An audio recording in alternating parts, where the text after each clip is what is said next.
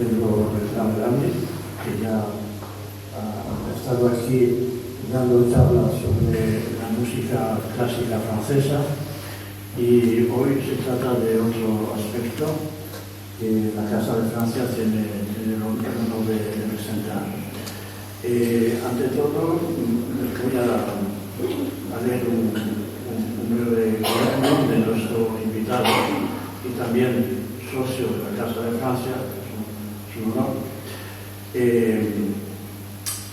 Pedro Beltrán Grande es presidente de la Asociación Europea de Abogados, la mayor red de abogados de Europa desde hace 20 años.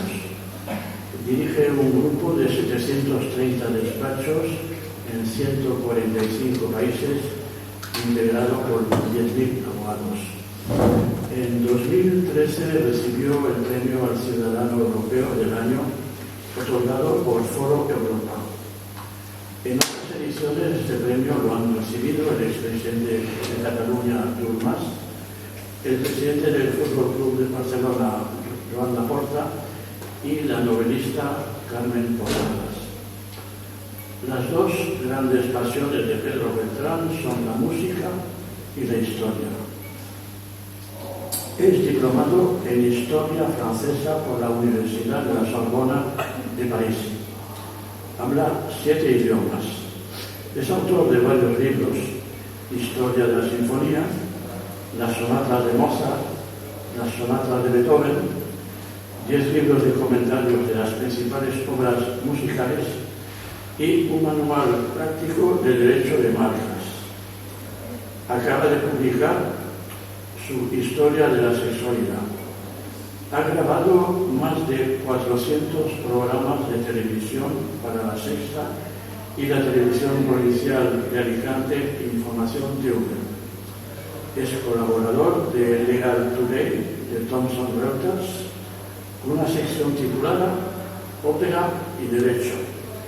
Tiene una columna quincenal en Enlace Judío México-Israel sobre la historia del judaísmo y otra en la sección Ópera en la historia de la revista Ritmo. Lo repito, me alegro que sea miembro muy activo y apreciado de la Maison de France Radicante.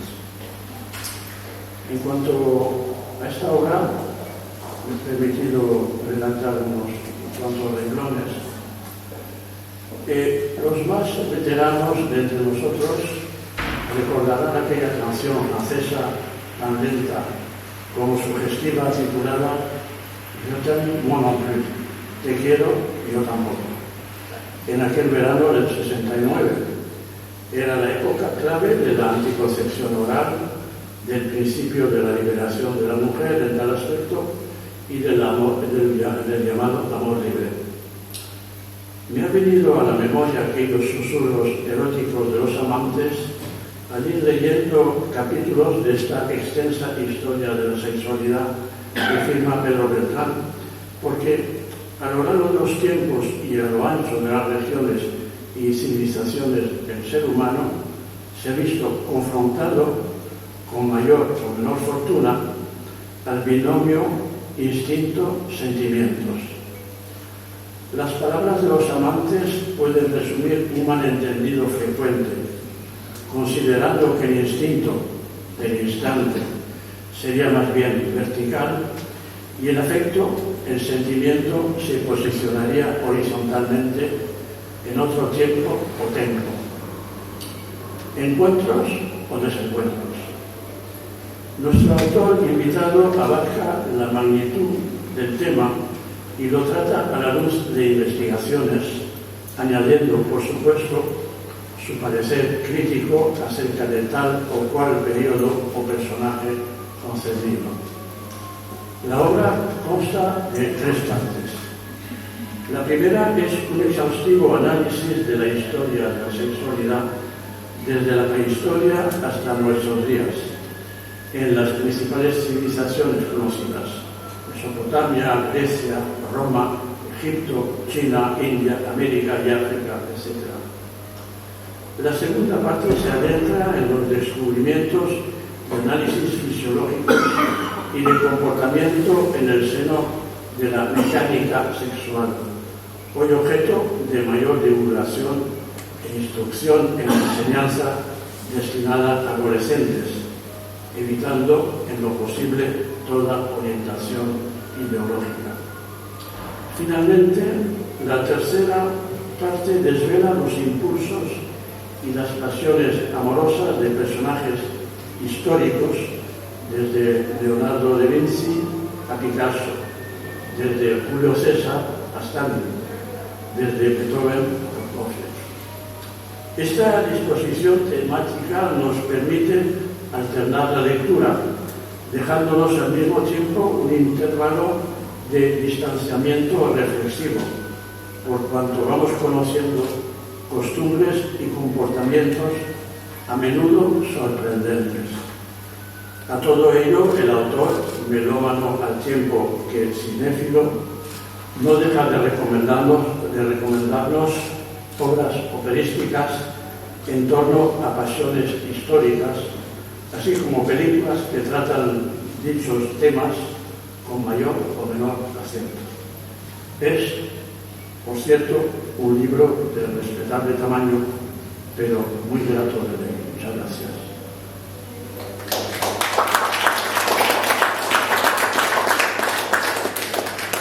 Gracias por tus calurosas palabras, gracias por haberlo leído también y gracias a nosotros más por la invitación una vez más. Un tema que se sabe un poco de historia de Francia, de historia general, porque hasta ahora hemos hablado de música francesa o historia de Francia. Yo voy a dar unas pinceladas y me gustaría, como además no somos muchos, que abriéramos un coloquio que creo que puede ser bastante más interesante. No sé si más interesante lo que yo voy a decir, pero vamos, tampoco quiero aburrir con una historia aquí demasiado larga, sino dar unas pinceladas de lo que es la historia de la sexualidad, con ese libro en concreto, que añadiría a lo que ha indicado Carlos, que el libro tiene una cuarta parte, creo que no ha llegado, se ha metido antes, que hace referencia concretamente al sexo en la ópera. Por mi especialidad, yo no soy un especialista en esto de la sexualidad, pero un deseo que tenía de tiempo de hacer, pero lo he querido vincular en todos los capítulos con la ópera, y hay un capítulo específico de las óperas que tiene más contenido sexual, porque la ópera sí que ha sido mi pasión, siempre la ópera y la música en general. Iniciando, esta es la portada, que es el famoso cuadro de Lee. Traigo una corbata que algunos lo han adivinado y otros no. Carlos se lo dice, traigo corbatas muy originales. Bueno, para los que no la habéis adivinado, esta corbata es la bandera de un país, la región de Sicilia, y estamos con la Medusa. La Medusa es esta figura mitológica que dejaba a los hombres petrificados solo porque la miraban. Bueno, está bastante relacionado con eso.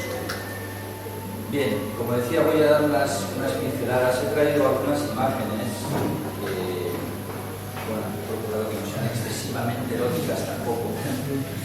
Como muy bien decía Carlos, el libro trata de distintos periodos de la sexualidad. Pero se podría resumir muchísimo esta historia de la sexualidad.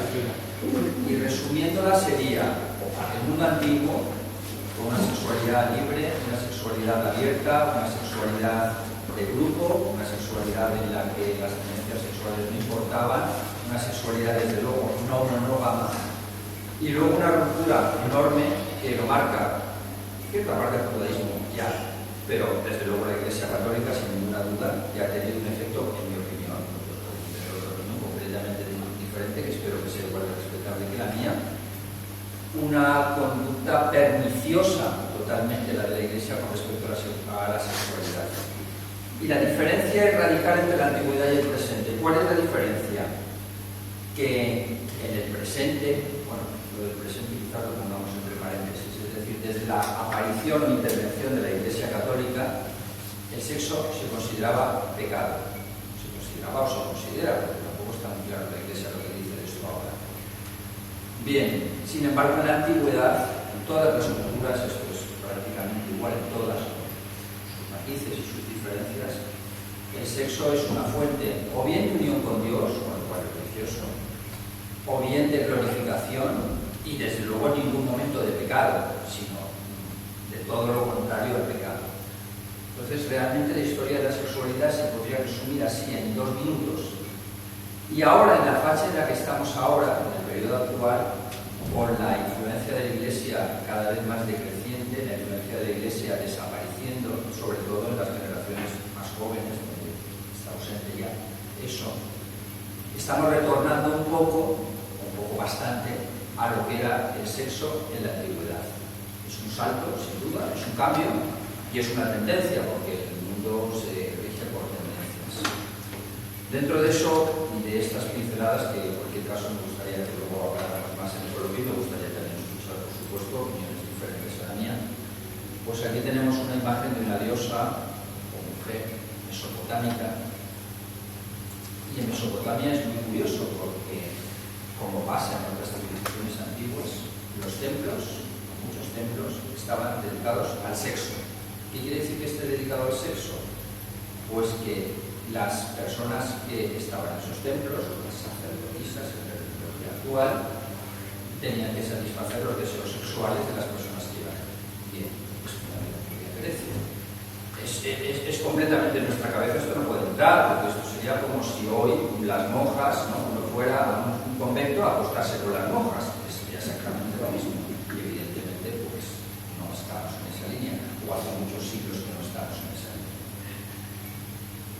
Que una mujer, hoy incluso, se acueste con muchísimos hombres, zorra, puta, tal, ha cambiado un poco esto, pero en fin. En aquella época, en Mesopotamia concretamente, era justo exactamente lo contrario. Las mujeres tenían un día al año, por lo menos, donde tenían que ir a un templo y tenían que acostarse con la mayor parte de los hombres posibles. Era su obligación hacerlo. Sean viejos, sean jóvenes, guapos, feos, gordos, da igual, tenían que hacerlo.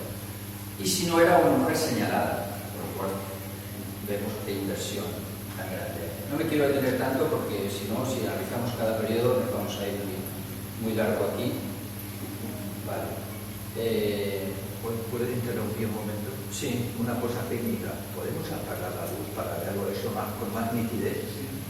La parte delante. Al menos Esa parte. Bueno, hemos dado un salto aquí y estamos en Grecia. En Grecia, esta imagen es muy sexual, más que la otra. ¿Qué apreciamos aquí? Apreciamos homosexualidad, porque en Grecia la homosexualidad, es que no sabían lo que era la homosexualidad, esa terminología es una terminología más reciente, más nueva. Es decir, la homosexualidad estaba implantada en la sociedad y los grandes filósofos incluso también eran homosexuales y encima tenían relaciones homosexuales con jóvenes menores de edad, no jóvenes, sino menores de edad. Vamos, no podía ser algo más contrario a la situación actual. No estoy diciendo ni que sea bueno ni que sea malo, estoy simplemente constatando una realidad de que era lo que existía.